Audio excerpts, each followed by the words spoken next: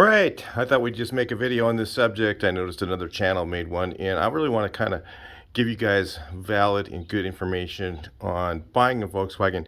There's a lot of things that have changed over the time, over the last 10 years and even 15 years.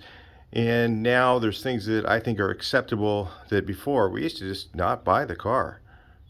For instance, people used to pull out the spare tire and they would look and see some damage or something that could be fixed, or that was fixed poorly in here, and they would just say, nah, not buying it. But in today's world, if you can find one without that damage, you might be lucky enough to own that car, and there might be other issues as well, but it's going to be very rare that you're going to find one with no damage anywhere that doesn't have any rust. Especially when you're talking about oval window cars, it's just completely impossible, guys. So we're going to kind of divide this up into early and late Volkswagens. And this can change on things like Carmen Gias. Early Carmen Gias are really rare and really expensive. This is not an early car. This is 68. Early would be 59 and older. Bugs, you might say, start at oval windows. I really think the early cars are early 55, because 55 was a split year. And they had early 55 and a late 55, and they're different cars completely. But when you're talking about an early 55 or earlier, that what I would consider an early car. Even the regular 56, 57 ovals, late 55 ovals are, the parts are a little more easier to find. There's more of them available. They made a lot more of the cars, so I consider those a little bit looser when it comes to things to look for. So normally there's a VIN plate right here, and there's one on the pan located in this area generally. And if it's a collector looking to buy the car, they're going to be looking at to make sure that those two match. Now, if you're buying the car to be a collector, this is really not the video for you, because I'm not into car collecting. Even though I have this one. I haven't had one of these. This one here looks kind of like it's not been driven, but it has. This one and some others. That one's not mine. And this one as well. But I believe 100% in building a car to drive it. I do not collect and have cars sitting there. If I was into collecting guitars and I played guitar, I don't. But if I owned one of Stevie Ray Vaughan's guitars, I would play that sucker. Because honestly, what's the point of owning it if it doesn't get used or played or whatever? The same thing with car collectors. They will just be looking for stuff that they will buy that they know is going to appreciate in value, and they don't care about the car really. So if you're like me and you want to buy a car to drive, it's going to be nice if it has numbers matching. But if it does not have that plate there, and you like the car and it's good, to me that's like fine. It's up to you. If you want to own it and drive it and it looks like it's in good shape, then do it. It's not a big deal, but to a collector, you remember, to a collector, if you're going to sell it later to a collector, if your whole idea is to own the car for a little while and sell it, really, like I said, this isn't really a video for you.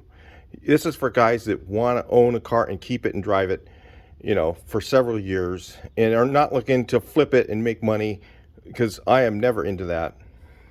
I restore them.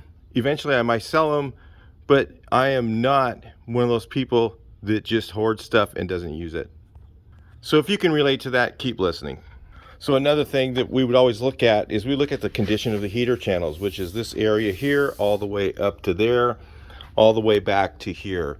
And if a car back in the old days had a bad heater channel, we would not buy it. Today, you better just expect that you're going to have to fix some of this stuff. Because almost any year car is worth saving at this point.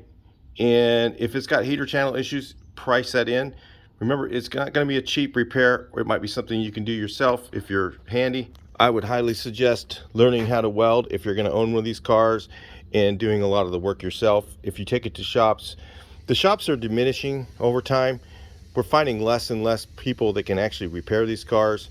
The best way is to watch these videos, learn how to fix it yourself, and learn how to do this stuff on your own, because really, you're going to be invested a lot of money if you take it into a shop. Like, for instance, if you bought a bug that was in pretty bad condition, you'd be looking at probably $30,000 to $50,000 to have a restoration shop fix it. So that is a big number. So if you're not willing to learn this stuff and you're not willing to spend a ton of money, then you might want to steer clear from an old Volkswagen. But in all honesty, these cars are really not that hard to work on. There's a lot to learn, there's a lot of details to know, but you can do it yourself if you just want to spend the time and tinker, and it's actually pretty fun. So when it comes to early cars, it is really important that all the parts are there original if that's what you're looking for. If you want like a cow style bug, then you can look for them, and in my opinion, they're not worth as much. It just depends on what you want. If you want a car that's going to appreciate in value, it should have a lot of original parts on it. And all these early 50s, they can be priced really high and then not have all the correct parts on them, and that can actually make them, because those parts are so expensive and hard to find, it can make them depreciate in value quite a bit. And you should consider these things if you're looking at an early car, and you're paying a good size number for it. One of the things that it should have on the early cars is an H apron. If you see, this has a little H pattern on it. On any car, actually back up to about, I don't know exactly the year, I think it's in the late 50s, early 60s, actually 61 or 62, I think, is when they stopped this. I'm not sure, but if it's an earlier car, you can look this stuff up in the Samba. It should have an H apron, and a lot of times they've been replaced, and they are pretty expensive to buy. For instance, on this 54, it has something called a big spring decklid. The spring is very large, and it goes right here, and it has a big spring decklid. Those decklids are harder to find than a regular W decklid. It has a different mount. See how that one looks like that. This year, at early 55 and 54 and earlier, have something called Semaphores. The Semaphores, you know, those are very expensive to buy. If they're missing, you want to keep that in the price. Now you're going to have to expect that there's going to have been some rust in this area. These might have even been replaced. There might have been some rust here. Some of this stuff back in here, really common areas for rust. On the oval window, there's probably some repair underneath the oval. Almost all the cars have issues with that, because when water sat on here with a bad seal, it would leak in. Plus all these vents, the larger vents, for some reason they like to rust back there. Maybe they didn't get protected properly from the factory. What I'm always looking for on an early car is how complete it is with the correct parts, not as much the condition. The condition can be repaired. So like if there's rust hole here, it's very common to see in an early oval window, and you can buy that section and replace it, versus if it doesn't have the correct hood, which this one's called 4-tab, but there's a different 4-tab hoods. There's a 4-tab hood on the early car that has 5 hood holes. There's 1, 2, 3, 4, 5, and you notice the bracket's really long on this one. On the later model ovals, they only had 4 holes in the hood. So it's because the location of the support right here is further forward for the different, it has a different, so like if this hood support's missing, that's a really hard piece to find. On the earlier ones, they're a little more common. You could even use a later model one. I don't know if there is a difference, but they might even be available aftermarket as well. But on those early cars, those hoods you cannot buy. You can't buy them new. Maybe somebody's making them now. Maybe BBT started making them, because they're just missing on a lot of cars and really hard to find, or super rusty. But they are not cheap. So if you're looking for an early oval window, you really want to go on the Samba, do some reading, find out what the correct parts are. Like the other thing is, if you notice, the fenders have more of a round shape to them than the later models.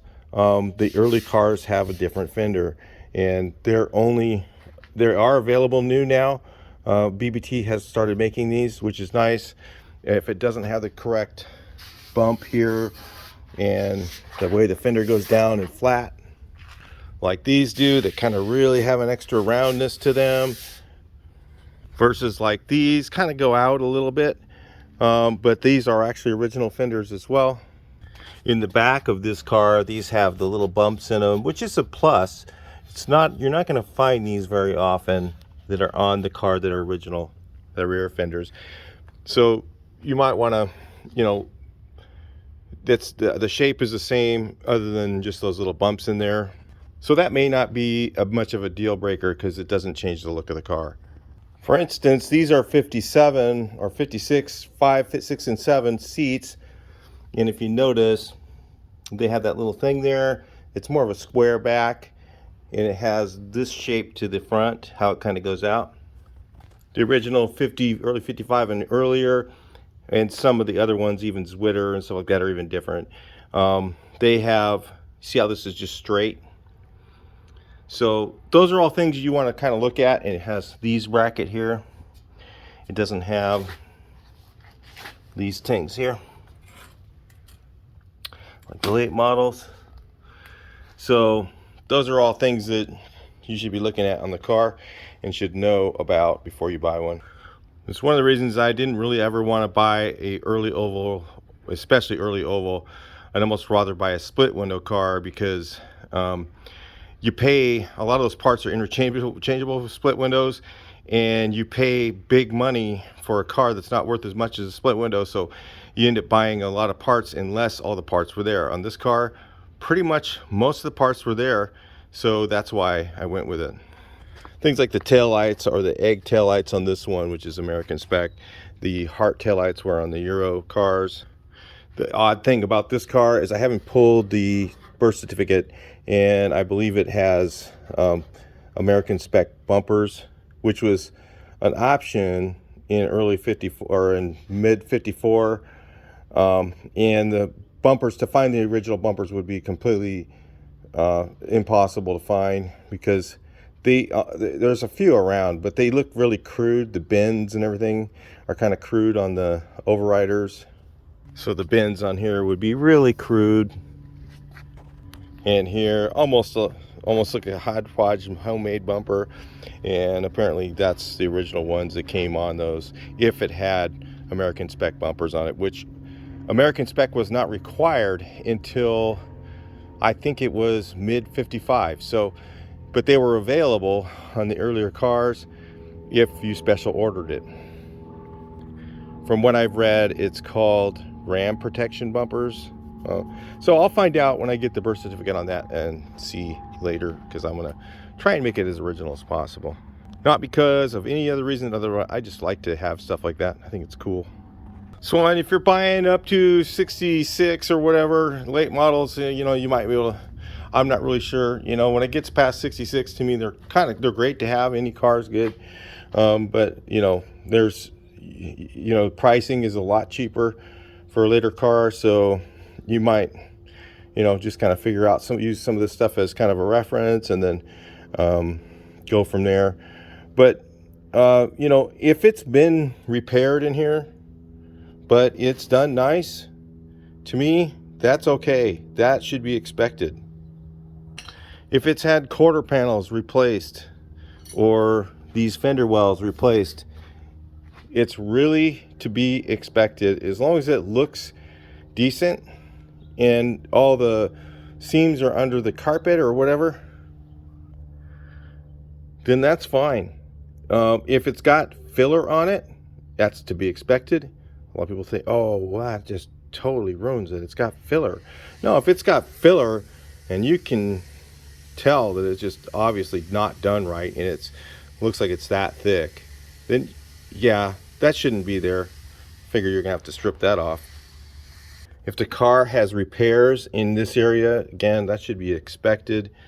If it doesn't, that's a plus. That's nice, but it's not a deal killer to me.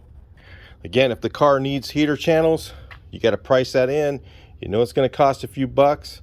The best heater channels out there are classic fab. They look the most like the original ones. They're nice, solid steel.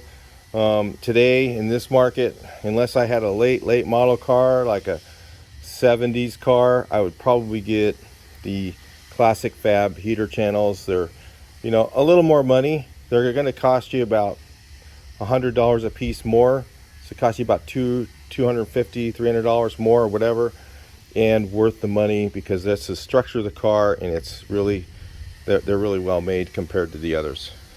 I know there's a new guy in Colombia. He might be making them too, so if his pricing is not bad, then he's making some pretty nice stuff as well.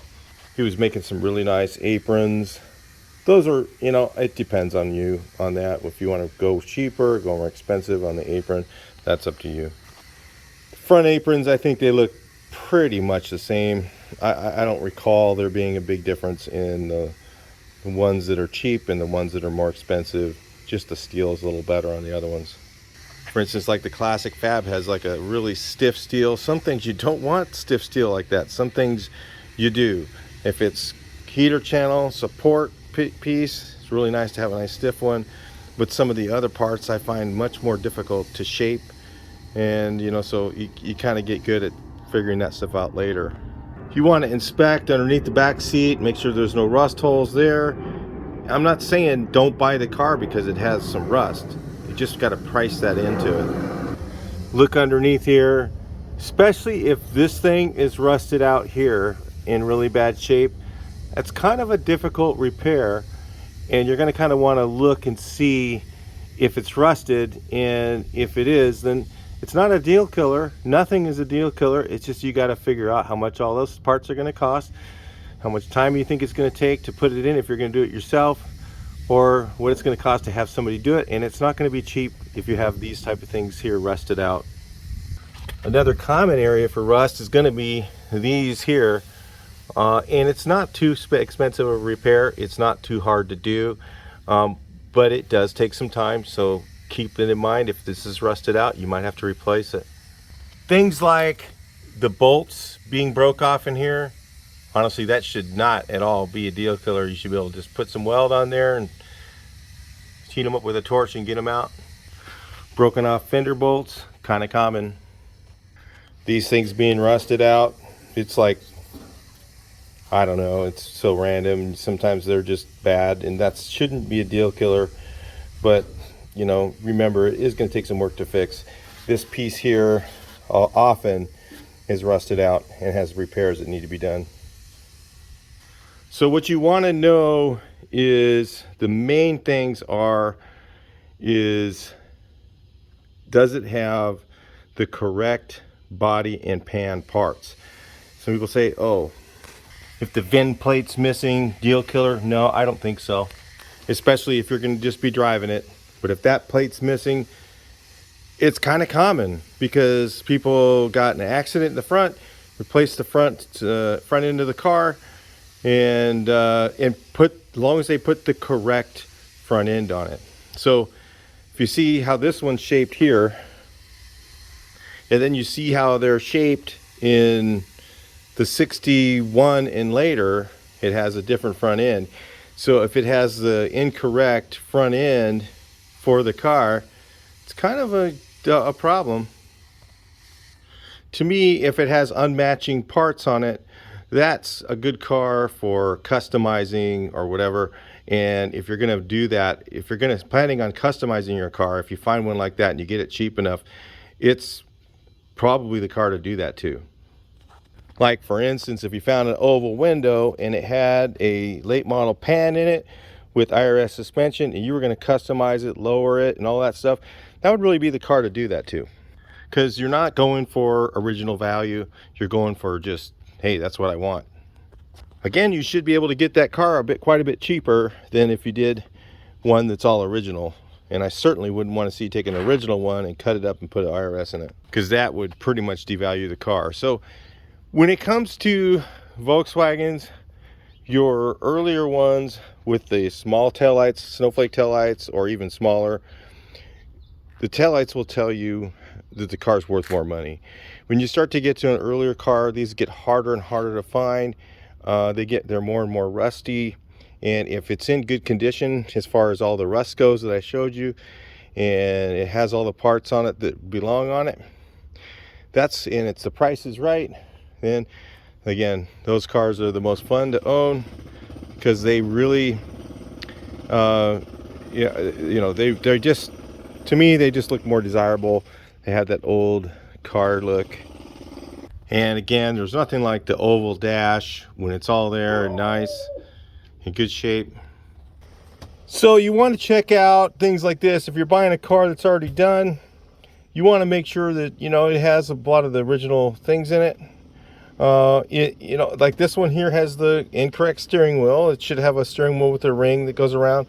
But personally, I like this wrap that's on here, and I don't really want to change it to the original one because I like it. The story of this car is it's a 60, and it was just driven, and it looked like they had gotten in a wreck in the front, a wreck in the rear, and they took a bunch of parts off a 65 car and used those to save it. So that was kind of cool.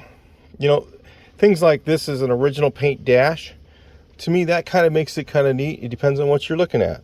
If you want to have the car original, then you look at the originality of it, and in that you factor in your pricing. But don't expect that you got a patina car that it's not going to have rust issues that have been repaired. A lot of the guys are fixing the rust, and then they faux tina the rusted areas to make them match the rest of the car, which is perfectly fine. There's nothing wrong with doing that. They want to keep it original looking, and they, keep that. It's called a preservation process versus restoration. So if you're looking for a preserved car, expect that it's going to have some rust that's been repaired. Like this car's had heater channels done, but I kept the original paint on the dash. I just painted it and blended it up. I don't know if you can even see that. You might be able to. I blended it up the door, but I wanted that original paint on the dash because it was just so cool that it was in such good shape that I just wanted to keep it there, even though it's got this stuff. I just like it. And on the doors, they're still original paint, and they were in pretty good shape. The bottom section on this was really rusted, and I just wanted to protect it, so I shot some single stage urethane on it and then blended it a little bit. Those are the types of things you're looking at on your preservation car. So this is kind of a preservation restoration. I had to do a full paint job on it, and I didn't do a really full custom everything fixed paint job. I just spruced it up enough to keep it, having the original feel. So I'm just saying that those are the things you're going to be looking at different cars. You're going to try and figure out what was done to it, but you got to be able to accept that this stuff is not going to be all original and just the way it was exactly, because it's going to have repairs. There's no way you're going to find one without it. If you do, that's great. That's rare.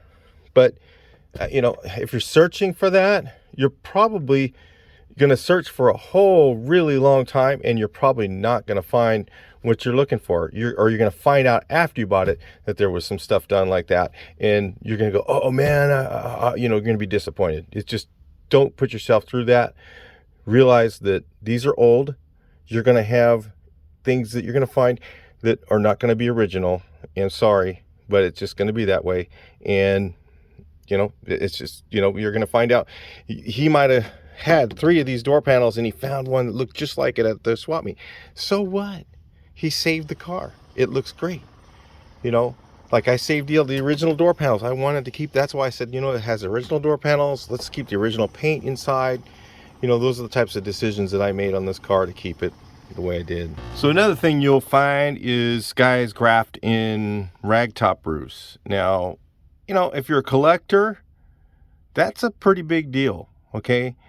But if you're a guy who just wants a ragtop and the car's been grafted, like this one has not been grafted, it was original, but if it's been grafted, honestly, there's going to be grafted metal in the car, okay? There's going to be, like this one's got quarters have been replaced. The whole back end of the car was rusted out.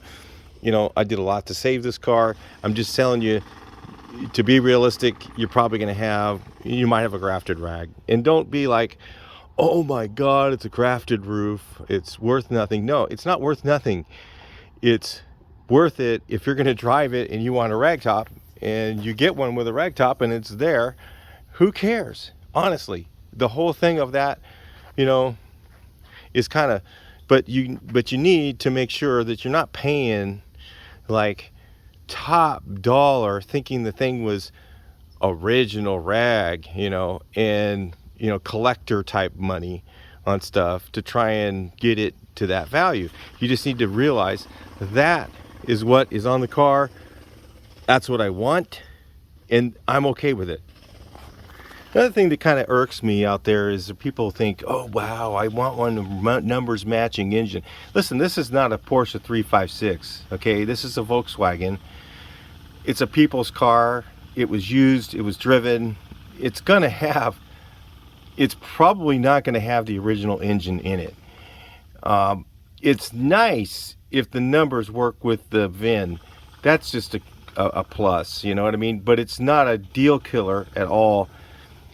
If it was driven and used, and it's going to have been rebuilt several times, and at some point the case goes bad, you have to replace the case. So yeah, you know, and usually they got another used case from another engine and they went with that one. So that's expected, okay, on an old Volkswagen. Don't think it should be numbers matching engine. But it's nice, since this is a 60 and it has a 36 horse engine, that it has all the correct parts on it, and that's what I like about it, because that's what I wanted. It's not because, you know, some guys want a big motor. If you're a big motor guy and you see one with unmatching motor numbers, beautiful. That's the car for you. You're going to put the motor in it you want. So, you know, think about that, you know, when you're going to do it. You know, don't take a nice original car and put a big giant motor in it and not keep the original engine and think, oh, well, that's cool. You know, especially when you do put a big engine in it, your chances of crashing that car are much higher. And there's a good chance when you're hauling ass, and especially if you don't have disc brakes, that you're just not going to be able to stop. And yeah, you're going to wreck it.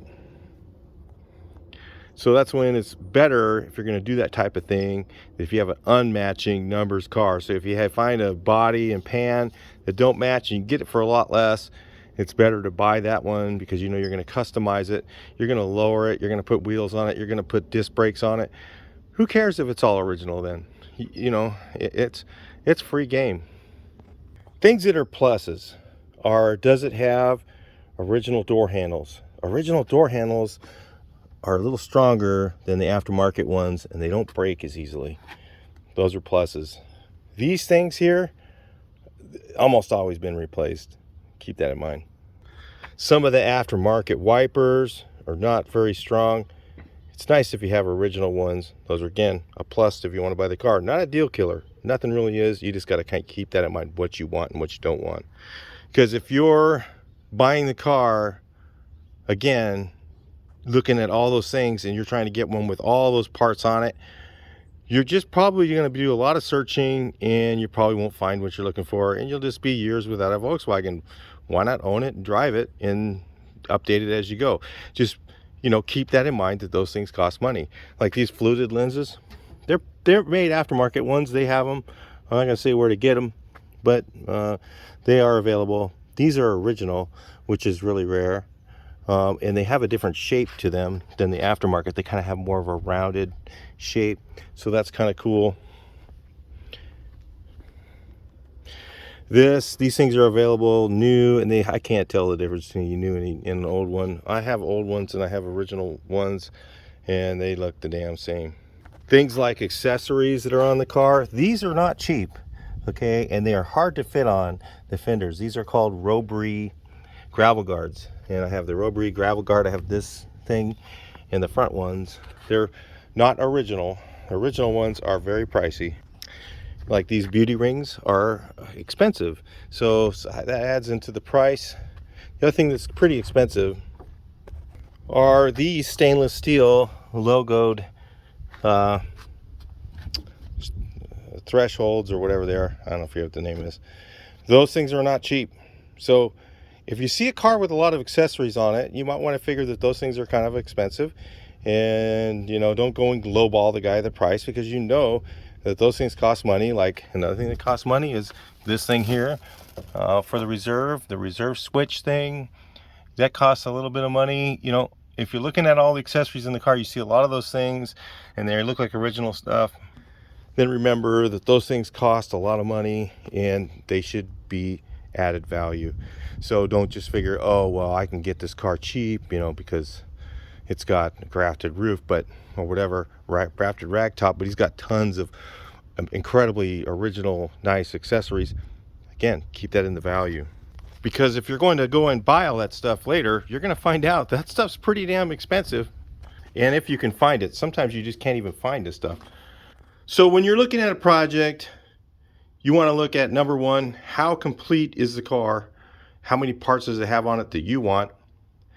Number two, does it have a lot of rusted metal? How much are the metal parts going to cost to buy? How much are they going to cost to have replaced if you're going to have somebody do it? The most expensive things are the accessories and the original parts. So a lot of people think, oh, well, this car is like, has no rust, but it has no original parts. It's going to cost you a lot more to find all those original parts than it is to just have some rust repaired. Or in some cases, the parts just aren't available. So keep that in mind. Like original fenders, you can't find original fenders, man. You just don't find them. You know, but then again, now BBT makes a really good original copy, and so it's not as big a deal as it used to be. So again, rust is going to be there. You're going to know it's going to be there. You're going to expect it to be there. You're going to have to either learn how to fix it or have somebody that you can call to do it. And it's not going to be cheap to have done. It's just going to be part of the cost of building the car. And if it was done already on the car, you're going to want to inspect and just make sure it was done correctly. If it was done really sloppily and the metal's lapped and it's, you know, thick Bondo is what you're really looking for. Lap metal is, to me, a normal repair. But if somebody has, like, to have to put this much Bondo on it to cover that, then they really did some finagling on their repairs. And, you know, those are the type of things you want to look for. But looking for something that's completely unmolested, I think, is just kind of, it's pie in the sky. You're probably not going to find it. You're going to find something, you know, you have to deal with whatever's there. You're going to have you have to kind of balance it out in your head. Okay, it's got this issue, it's got that issue, it's got this problem. Are those things I can deal with? Yes, they are. I know I can find this panel to replace. I know that I can have this done, but you know, you might look at something and go, man, that I don't know if I could fix. And that's when you're going to want to walk away from it and get a different one. But, you know, and it depends on, again, how it's priced. Maybe the guy's giving it away really cheap because it's got that issue, and you could go and find a place or a guy you know that could help you replace the panel. Say the quarter's just really bad or missing or something like that, and you know a guy who's really, really good at metalwork and he can help you out, then that might be okay. But it should be considered, again, in your price when you go buy it. You know, the average person spends between 3 and 5 years restoring their car. So, you know, if you're looking for something that's a project that you're going to do and you don't have that many years, some guys are in their 60s and 70s and they might spend, that's average, 5 years. Some guys are 10 years into their restoration. And 10 years from now, if you're in your 60s or 70s, how old are you going to be? Are you going to be able to drive it? Are you going to be able to enjoy it? You know, you got to think about all that stuff when you're doing it. You know, put all those things out on the table, be real about it, and understand that, you know, that's the deal. This is the deck of cards I've got, and should I play it or should I hold it or whatever? You need to constantly think about that when you're doing it, instead of just going, oh, I can deal with this, I can deal with that. Maybe you can't. So for whatever reasons, maybe you're got medical issues, you know, that you've only got so many more years left on this planet, you might want to buy the one already done. Because if you want one of these, you're going to have to deal with some issues. You're going to have to deal with some rust. You're going to have to buy some parts. You're going to have to go to some car shows. That's where they're best to find original stuff. You might have to fly to, if you really have an early car, you might have to fly to Germany. Every 4 years they have Hesse Schuldendorf. You might want to go to that, but it's every 4 years. So think about that. You know, the parts are not always available for these. You can't find what you're looking for, and you might not find it for the price you're willing to pay. So anyway, that's just some things to think about if you're buying your old car, if you're going to buy a classic, buy Volkswagen, and you know, look at the cost of those parts, accessories, and customization stuff you want to put on it, disc brakes. You know, that's a whole nother avenue. If you're going to go custom, some of that stuff's really expensive. Disc brakes, and then, you know, when you do the disc brakes, you got to narrow it if you're going to go with the really premium ones. And if you're going to do, you know, Porsche wheels, some of that stuff just costs a lot to do, to put the Fuchs on, to change the drums, get the drums drilled, you know, all that stuff. I think they sell them now already drilled. I don't know how good the quality is. Those are, you run into just tons and tons and tons of information that you're going to have to search through to be able to do it. And so if you're going custom, if you want to lower it and put wheels on it and do all that stuff, you know, and then you're going to look at your transmission gears, look at your engine size, all that stuff, and make sure you have enough transmission behind the engine. You can get into tens, you know, $10, $20, $30,000 in stuff like that. You know, go around and look at the prices on them and kind of become educated about, you know, if I went with Weld calipers, brakes, you're going to have to narrow the front end to put them on. You know, well, maybe I'm not going to go with that. Maybe I'm going to go with the MP now because they work pretty good and they're a lot cheaper. And, you know, so again, you know, don't get your mind all one direction. If you do, you're going to pay a lot of money, you know, for all that stuff. It's going to cost you quite a bit. It's going to cost you a lot more than what you think. You know, when you go to buy it, you know, it's like I tell guys, you know, paint jobs cost $10,000, and that's cheap now. I think we're getting towards 15. You know, if you're going to, and then it depends on where you take it. If you get a cheaper one, it's going to be there 3 or 4 years. You know, it's because the guy can't afford to work on it. He's doing you a favor.